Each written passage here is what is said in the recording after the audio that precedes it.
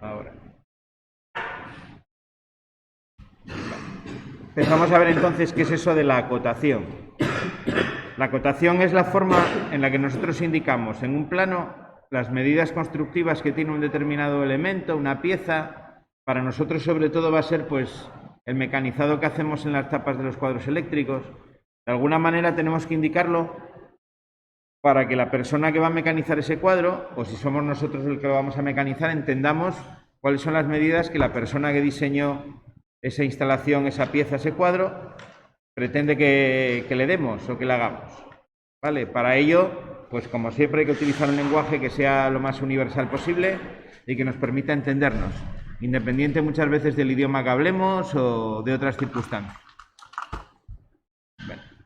Hoy en día la normalización no está 100% a nivel mundial. De hecho, en electricidad, por ejemplo, tenemos en la zona de Estados Unidos y América, yo diría en general, por influencia de Estados Unidos, unas normativas un poco diferentes en cuanto a dibujo, sobre todo de símbolos. En el dibujo mecánico no tanto, pero sí en todo lo que es la parte eléctrica, las diferencias en cuanto a simbología son bastante notables, y a la manera de dibujar. De todas maneras, este tipo de acotación que vamos a ver, este sí es entendible a nivel mundial, porque las otras normas que hay son muy parecidas, y desde luego es para toda Europa, ¿no? Hoy en día en España tenemos las normas, toda la normativa armonizada con Europa, incluso parte de ellas están armonizadas también con China, y toda la documentación técnica que hagamos según las normas europeas pues va a ser entendible y utilizable en gran parte del mundo. Bueno, no me enrollo entonces mucho más. ¿Cómo indicamos las medidas? Bueno, pues la cota consta de 3 elementos principales, que es los que os pone aquí. Bueno, os pone ahí la norma UNE, ¿no?, que regula todo eso. Como siempre hay una serie de normas detrás. Vale, tenemos lo que llamamos la línea de cota, que es esa línea de aquí que acaba con 2 flechas. Esto es la línea de cota. ¿Vale? Ahí es donde nosotros estamos marcando la dimensión que yo estoy acotando. Luego esa línea de cota se apoya en otras 2 líneas, que es lo que llamamos las líneas auxiliares de cota, que son estas 2, que son las que van hasta la pieza y me delimitan exactamente la medida que yo estoy acotando. Y luego dentro de la línea de cota tendríamos lo que llamamos los extremos, que es esta parte de aquí, la que se apoya en la línea auxiliar de cota, y muy importante, lo que es en sí la cota. ¿Vale? La cota es la cifra numérica que me indica la medida. Fijaros que la cota siempre está encima de la línea, en la mitad si es posible. Hay veces que no es posible hacerlo en la mitad y tengo que desviarla, pero siempre que sea posible va a estar preferentemente en la mitad, ligeramente separada, no está tocando con la línea, sino que está ligeramente separada de la línea de cota. Vale, eso es básicamente cómo se hacen las cotas. Las cotas se hacen siempre paralelas a la pieza que yo estoy acotando. Bueno, vamos a ver que no todas las piezas permiten que sea paralelo, pero en general van a ser siempre paralelas. En un plano A3, A4, las distancias además que se van a dejar van a ser siempre las mismas.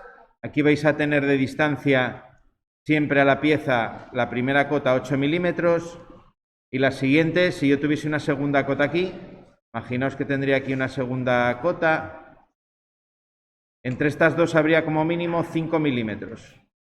¿Vale? 8 la primera de la pieza, 5 milímetros entre ellas, para dejar hueco para lo que es la cota en sí, ¿no?, y que se pueda leer adecuadamente. Vale. El extremo de la línea de cota. Podemos tener varias opciones, aunque nosotros la que vamos a utilizar va a ser esta de aquí. ¿Vale? Podemos acabar en una línea a 15 grados, que sería esta primera de aquí arriba, con 2 líneas abiertas, marcando el ángulo, con un ángulo a 90 lo que es la flecha, el mismo ángulo a 15 grados pero cerrado por los extremos, con ángulo a 15 grados y completamente rellena en color negro, que es la que nosotros vamos a utilizar, una línea que cruza 70 grados, que sería esta opción de aquí, que se la vais a ver en muchos planos, sobre todo antiguos, y luego el circulito, que este lo vamos a utilizar en cotas paramétricas, se utiliza a veces ese símbolo, pero principalmente para nosotros la que vamos a utilizar es esa de ahí, ¿vale? Siempre. Tiene que ser una flecha fina, no puede ser una flecha gorda. ¿Vale? Normalmente para dibujarla, si tenéis que dibujarla a mano, si tuviésemos que dibujarla a mano, hoy en día pues los programas de CAD nos lo ponen mucho más fácil eso, ¿no? Yo lo que haría sería las dos líneas y luego rellenamos en negro en medio, ¿vale? Es la manera en la que se traza normalmente. Las dos líneas y luego rellenamos en negro. Vale, ese es el extremo de la línea de cota. Se utiliza también, que no lo pone aquí, pero bueno, lo pone después en otra transparencia, se utiliza también el punto, un punto. Vale, el punto sustituye a la flecha cuando no hay espacio para poner la flecha. Imaginaos que tenemos un montón de cotas seguidas así muy pequeñas, si pongo las flechas se superponen, lo que haría entonces sería poner puntos, ¿vale? Y otra opción, que el otro día alguien me preguntaba, es poner también la línea hacia afuera. En una cota que esté en el extremo, puedo poner el extremo de la línea de cota afuera y poner aquí, por ejemplo, la medida. Bueno, estos son 4 milímetros, 2, puedo ponerlo así, ¿vale?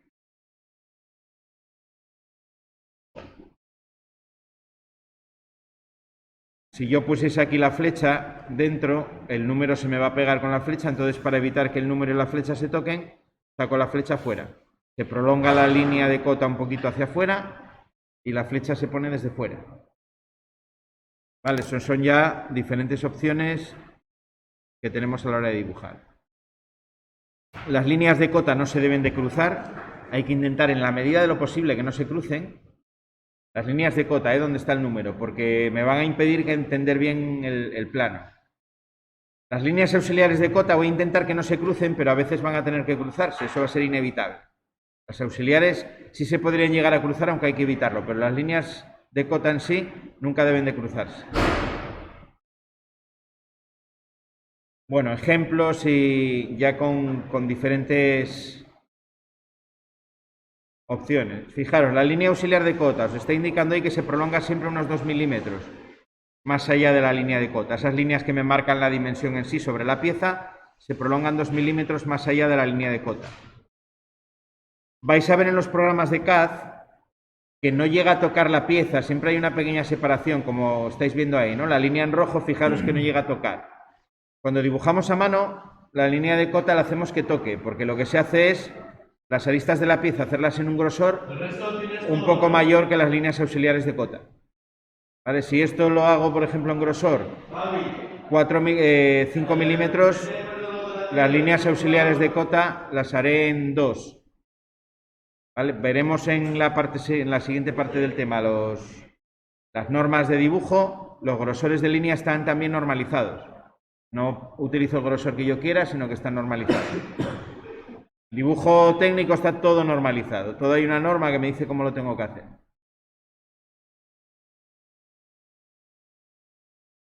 Los ejes de las piezas, los ejes de simetría, en este caso lo que tenéis es un eje de simetría del círculo que aparece en la pieza, se pueden utilizar como líneas auxiliares de cota, ¿vale? Pero nunca como líneas de cota. Fijaros que aquí lo que hace es prolongar el eje fuera de la pieza con una línea auxiliar de cota y luego ya dibuja la línea de cota pues entre esa y la línea auxiliar que va al extremo de la pieza. ¿Vale? Eso se suele hacer. Las líneas de ejes de simetría, fijaros que van trazadas siempre con trazo y punto, un tipo de línea específico. Los tipos de línea que utilizo también están normalizados. Normalmente las aristas de la pieza y las cotas van en línea continua. Las partes no vistas de una pieza, cuando se dibujan aristas que quedan por la parte de atrás, van en línea discontinua de trazos y los ejes de simetría van en línea de trazo y punto. Principalmente son los tres tipos de línea que vais a ver. Continua, trazos, trazo y punto.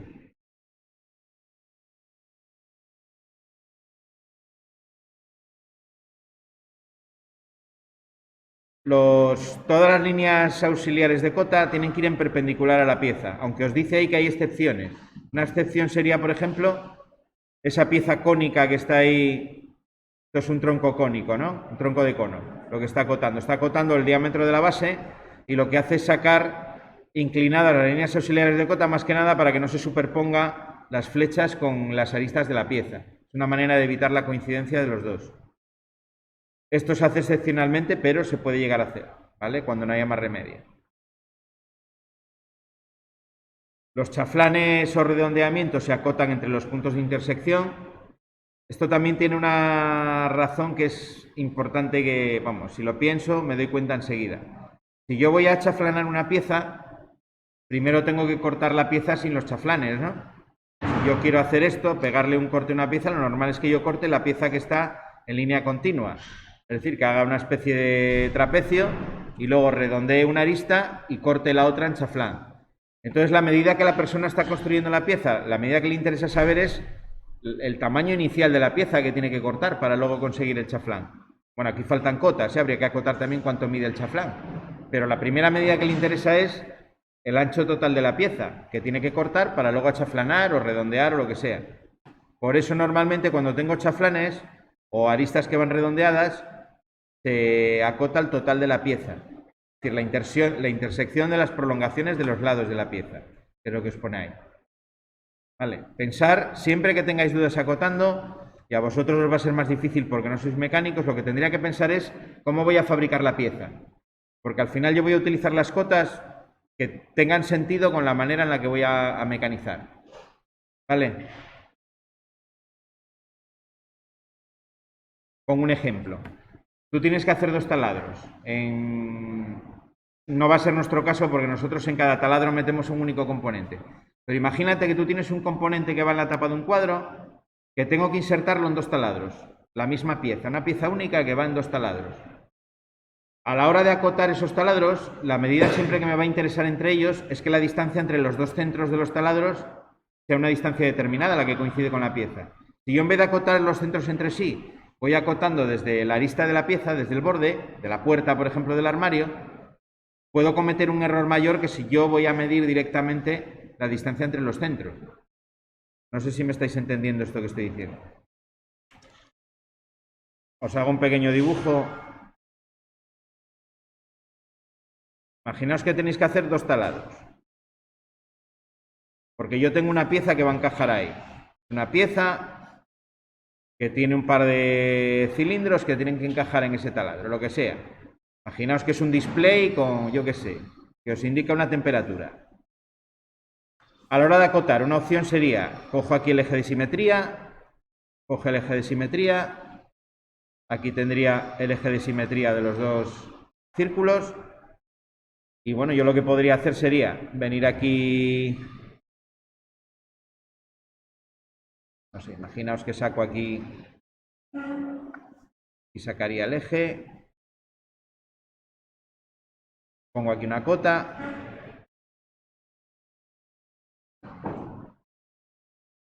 y aquí pongo la otra cota.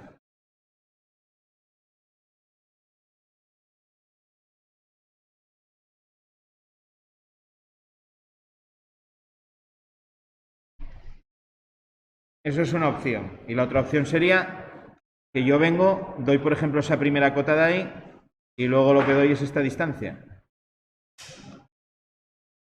Vale, imaginaos que estos son, no sé, estos son 10, estos son 20, pues daría aquí los 10. Siempre de estas 2 opciones la mejor va a ser hacer esto. ¿Por qué? Porque yo voy a tener que encajar una pieza que mide exactamente 10 de centro a centro en esa posición. Entonces lo mejor es tomar la referencia siempre entre los 2 centros, que es donde yo tengo que encajar la pieza. Al final a mí me da igual en la puerta del cuadro que este quede 1 milímetro para la izquierda, el conjunto quede 1 milímetro para la derecha. Pero aunque si tengo una diferencia de un par de milímetros entre los 2 taladros, lo más probable es que no pueda encajar bien la pieza. Tendré que empezar a limar luego los taladros y a chapucear para que me entre. En cambio, si yo mido los centros exactamente, es mucho más difícil que yo me equivoque. Lo voy a hacer bien seguro. Vale, esa es la idea que os decía, que siempre hay que pensar cómo se va a mecanizar o cómo voy a construir esa pieza. Porque me va a dar la pista de cómo tengo que acotarla muchas veces. Con la limitación de que vosotros, al no ser mecánicos, pues hay cosas que vais a dudar, ¿no? De cómo se pueden acotar.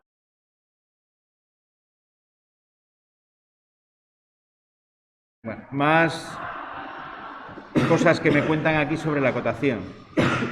Ya casos más particulares. Lo que os decía antes, la distancia entre la primera línea de cota de la pieza 8 milímetros y luego entre cotas 5 milímetros. Hay que tener en cuenta que la altura del texto que vamos a meter ahí van a ser 2,5 milímetros. ¿vale? La altura del texto de esa cifra que aparece ahí son 2,5 milímetros. Los grosores de línea normalizados y, por tanto, las alturas también de las letras normalizadas van a ser 0,25, que rotularé a 2,5. 0,35, que rotularé a 3,5. 0,5, que rotularé a 5 milímetros. Y luego tengo 0,75, que se corresponde con 7,5, y 1, que se correspondería con 10. Vale, estos serían milímetros. Este es el grosor de línea y esto sería la altura del texto. Vale, eso está normalizado también. 0,25, 0,35, 0,5, 0,75.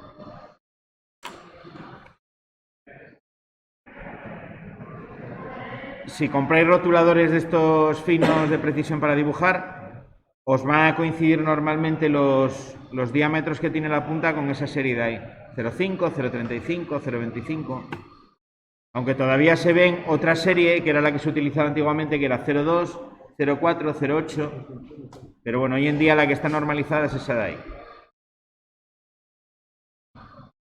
Bueno, la línea de cota puede estar a veces interrumpida y simplemente tener un extremo. Cuando tengo una pieza, por ejemplo, que yo la represento semiseccionada quiere decir que hay una zona que la represento como si yo le diese un corte a mitad de la pieza. Claro, esto es un casquillo cilíndrico que tiene diferentes cilindros en el interior, un mecanizado que le da diferentes formas. La manera de poner de manifiesto en la pieza cómo está mecanizada por dentro es hacerle un corte, ¿no? Como si yo cortase la pieza. Sé que es un corte porque esta línea, que este sombreado que aparece ahí rayado, me está indicando que esa pieza está cortada, que no es la pieza real. Bueno, en este caso concreto, cuando tengo representada solo media pieza,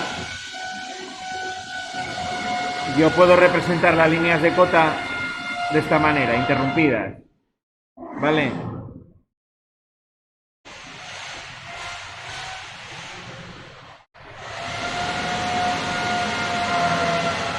Bueno, otro caso particular. A veces tengo piezas que están interrumpidas. Imaginaos, por ejemplo, un eje, una pieza que longitudinalmente sea muy larga.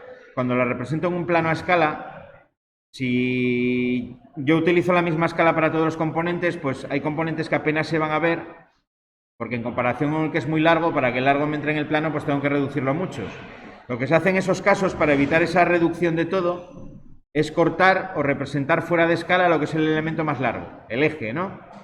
Es el caso que se representa aquí. Lo que se hace es interrumpir la pieza con un trazado a mano alzada, una línea quebrada, en grosor fino, en el grosor fino que estoy utilizando, y poner la cota real sobre la pieza. A lo mejor en el dibujo, si yo aplico la escala, esto me diría a lo mejor 10, pero yo le pongo la cota real, que son 40. Vale. Cuando hago eso en un plano, lo que os estoy diciendo es que la línea de cota no se interrumpe. Se interrumpe la pieza, pero la línea de cota va siempre ininterrumpida, va siempre de manera continua. Bueno, diferentes opciones para cuerdas y arcos. Bueno, todo el mundo sabe lo que es una cuerda, un arco. Tengo una pieza que es cilíndrica o esférica. El arco es el perímetro de la curva. Si yo mido todo el perímetro de la curva, eso se llama arco. La cuerda sería esta medida de aquí. Si yo corto la pieza con una secante por ahí, esta medida de la raya azul que yo he hecho ahí, esa medida sería la cuerda. Podríamos decir la proyección horizontal también del arco. Y luego el ángulo, que sería la medida de este angulín de aquí, ¿no? De este de aquí. 90 grados se acotan por fuera, como aparece ahí. ¿Vale? Para indicar el arco y el ángulo, como no es una medida de longitud lineal, hay que añadir algo. En el caso del arco, lo que le pongo es un pequeño arco encima de la cifra, como el periodo ese que se utiliza con los decimales infinitos de una división. O en los grados, pues lógicamente el redondelín ese del grado, ¿no? Que me indica el símbolo del grado. Nos dice que se evitarán líneas de cota entre los 90 y los 120 grados. Es decir, estas dos de aquí las intentaremos evitar. ¿Vale? Los 120 serían aquí, los 90 y los 120 son esas dos de ahí. Pues vamos a intentar ahí no acotar.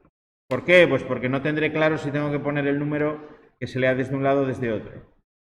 Bueno, no lo he dicho, pero todos los números, lo dije el otro día, todas las cotas que aparecen en un plano se tienen que leer siempre. En general, toda leyenda, toda cifra o toda letra que haya sobre un plano se tiene que leer desde abajo o desde la derecha, ¿vale? ¿Por qué desde la derecha? Porque nosotros encuadernamos por aquí. Entonces la idea es que si yo quiero leer algo que aparezca en la ficha, o bien lo leo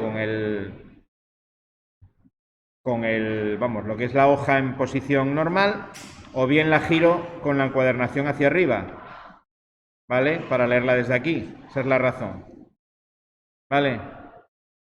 Normalmente los planos, cuando se archivan, se imprimen solo una cara, por eso siempre me van a quedar, si yo abro lo que es un fichero, un archivador con los planos, siempre me va a quedar, o siempre voy a leer el plano en el de abajo, y voy a dejar la parte de la hoja contraria siempre hacia arriba. Esa es la idea de que se escriba todo, que se lea desde la derecha. Quiero decir que no es algo caprichoso, sino que la norma la hicieron por algo, por la manera en la que se guardan los planos.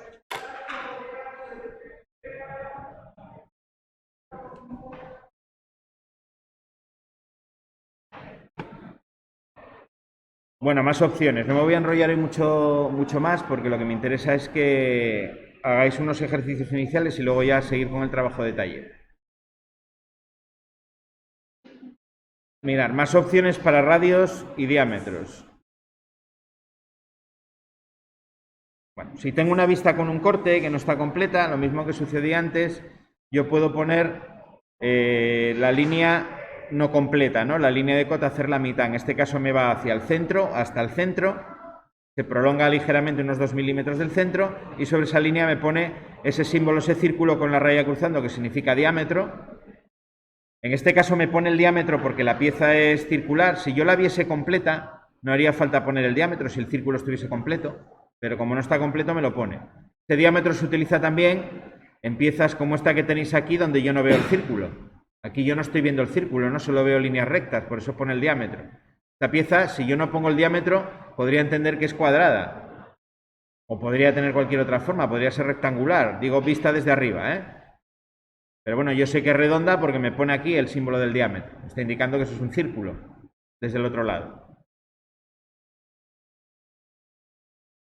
Bueno, por el centro de una circunferencia me dice que no pasaremos más de 3 cotas.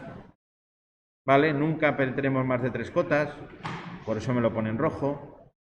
A veces puedo indicar, si no me cabe, por ejemplo, el centro de esos dos arcos de circunferencia en el plano, yo puedo poner la línea de esta manera. Le hago la línea como quebrada o la dejo sin terminar y le indico el radio, el valor que tendría.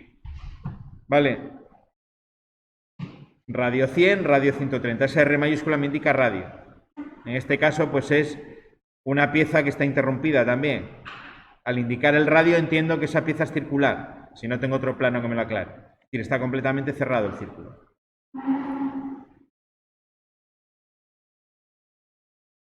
Bueno, lo de las intersecciones que os decía ahí, ninguna línea debería de interrumpirse, evitamos escribir cifras de cota encima de las líneas de cota, siempre. ¿Vale? Intentamos no cortar nunca otras líneas del dibujo, aunque a veces no se va a poder. Aquí, por ejemplo, es inevitable, en esta pieza de la izquierda, es inevitable ese corte que me hace ahí del diámetro 20 con la arista de la pieza. ¿Vale? La razón por la que se hacen con diferente grosor muchas veces es eso también, evitar ese problema.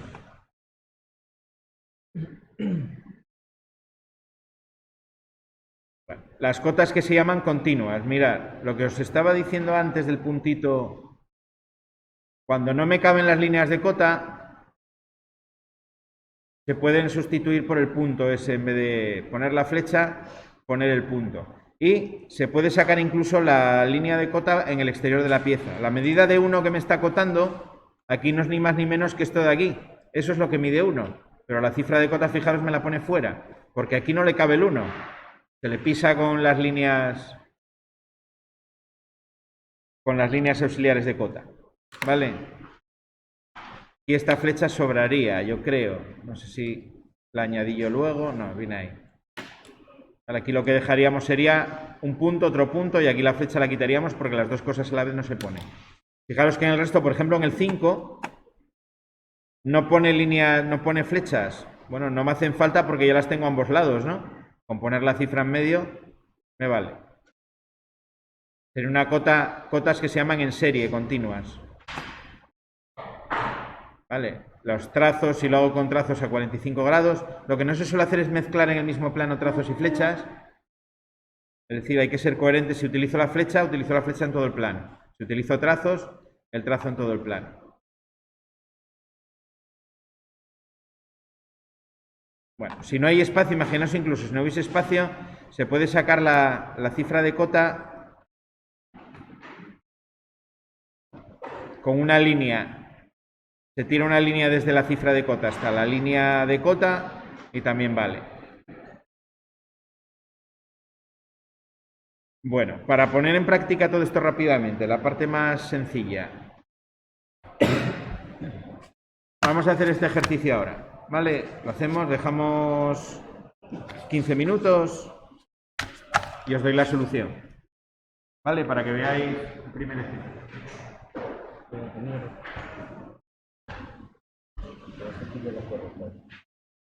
Venga, este es facilín, ¿eh? No tiene mucha...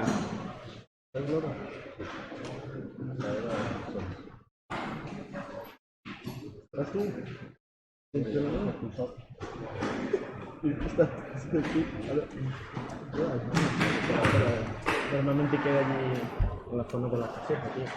La parte siempre del gas ahí. Pero vas a ver aquí, digo yo, pero sale por atrás. Guay. Ahora sí te ve.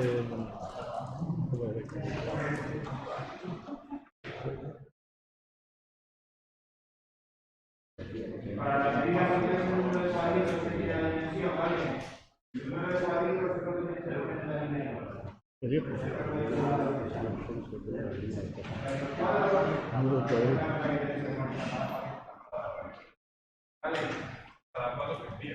Cada cuadro es una unidad. Si por ejemplo esta pieza aquí arriba tiene 10 cuadros aquí, pues esta cota pondré 10. Vale, contáis el número de cuadritos que tiene y esa es la medida que tengo que poner en la cota. Voy a poner todas las mascarillas para arriba. Venga, 10 minutinos, no se tarda mucho en hacer esto. Y damos la solución.